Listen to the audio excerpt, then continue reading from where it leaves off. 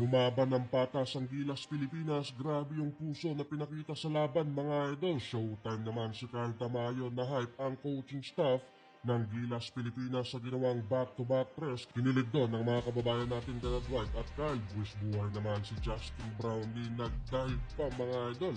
Dismayado naman si Kevin Gembao sa mga tawag ng referee. Ang pinakauling laban at crucial game mga idol ng Gilas Pilipinas sa first round ng FIBA Asia Cup at makakalaban nila dito mga idol ang basketball team ng bansang Iraq. Hindi ito madali mga idol, lalo't winless din ang kalaban at katulad ng Gilas Pilipinas, crucial game din ito para sa kanila. Well, ito nga mga idol, opening ng frame, agad nagkabatuan ng press ang dalawang kupunan. Gandang pasang ginawa dyan ni Scottie Thompson sa big man na si AJ Edu, pero sa opening para sa Iraq, tatlong magkakasunod na tres ang kanilang naipasok. Plus hawak din nila mga idol ang maagang momentum sa laban. Under 4 and 3 minutes mark, 40-0 run ang ginawa dyan ng Gilas Pilipinas mula sa isolation play ni Dwight Ramos.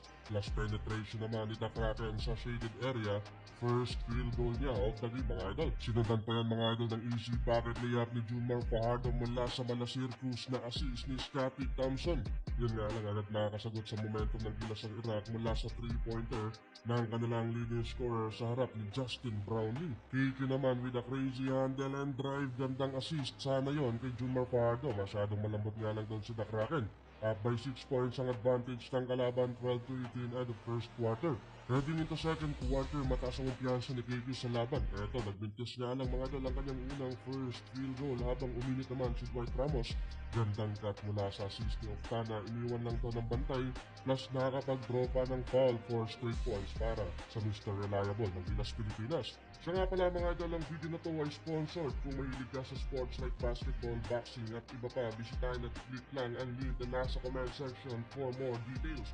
Malay mo isa ka din sa manalo sa ongoing giveaways. Paalala lang mga idol, drink responsibly. Pero mas mainit si Carl Tamayo mga idol, grabe ang taas ng kumpiyansa sa sarili.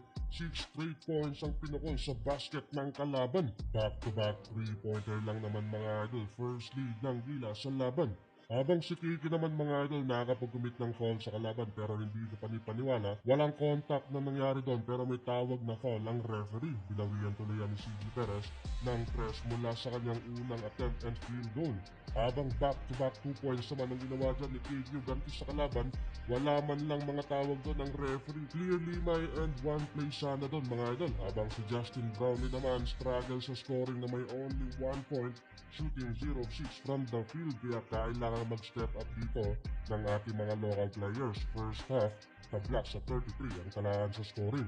Mabilis ang second half time mga idol, take over dyan si Dwight Ramos, drilling back-to-back 3-pointer, 3 straight points para sa Gilas Pilipinas, and finally, kumonekta din ng corner 3-pointer ni Justin Brownlee. Huge run for Gilas Pilipinas.